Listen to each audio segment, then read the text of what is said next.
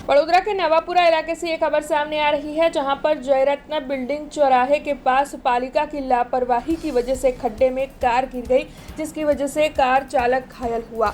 दरअसल वडोदरा महानगर पालिका की ओर से यहां पर बरसाती ड्रेनेज की कामगिरी करवाने के लिए खड्डा खुदवाया गया था, जिसमें ये कार गिर पड़ी। वहां पर बैरिकेडिंग नहीं था, जिसकी वजह से ये कार खड्डे में जा गिरी थी, जिसकी वजह से कार चालक घायल हुआ था। हालांकि आपको बता दें कि ये मुख्य सड़क है, यहाँ से काफ़ी ज़्यादा वाहनों की आवाजाही रहती है।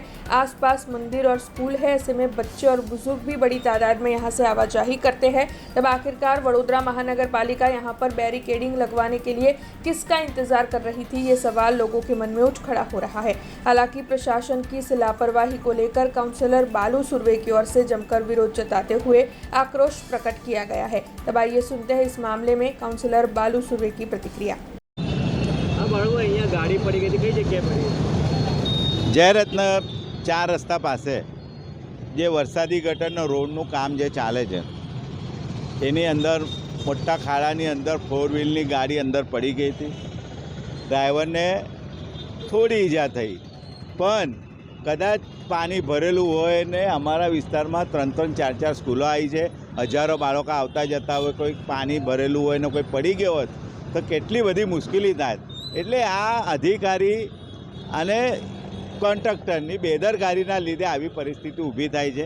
કરોડો રૂપિયા આપણે ખર્ચો કરીને રોડ બનાવતા હોય, નવી વરસાદી નાખતા હોય, તે તમામ જવાબદારી એનું ધ્યાન રાખવાનું, એનું સુપરવિઝન કરવાનું અધિકારી અને કોન્ટ્રાક્ટરની જવાબદારી હોય। પણ એ લોકો એમની બેદરકારીના લીધે પરિસ્થિતિ એવી થાય છે, લોકો હેરાન થઈ રહ્યા છે। કેટલા લોકોને આવવા જવા મુશ્કેલી થઈ છે, મોટી મોટી ગાડી અંદર પડી જાય અને કદાચ કોઈ નાનો બાળક અંદર પડી જાય તો ખબર ના પડે, કેટલું મોટું નુકસાન થાય। એટલે લોકોના પરસેવાના વેરાના પૈસાથી કરોડો રૂપિયા આપણે ખર્ચો કરતા હોય તો એનો સદુપયોગ થવો જોઈએ। લોકો એનો સારી રીતે ઉપયોગ થાય એની તમામ જવાબદારી અધિકારી અને કોન્ટ્રાક્ટરની છે। જેની બેદરકારી છે, જેની ભૂલ છે એને કાયદેસર કાર્યવાહી કરો, એવી અમારી માગણી છે। અમે એ જ કહેવા માગીએ છીએ કે અધિકારીએ સુપરવિઝન કરવાનું હોય, કોન્ટ્રાક્ટરે સારી રીતે એમની જવાબદારી સમજીને કામ કરવાનું હોય। એમની ભૂલના લીધે આ પરિસ્થિતિ ઊભી થઈ છે। हमसे जुड़े रहने के लिए हमारे YouTube चैनल को सब्सक्राइब करें और नई वीडियो की नोटिफिकेशन के लिए बेल आइकॉन को दबाएं।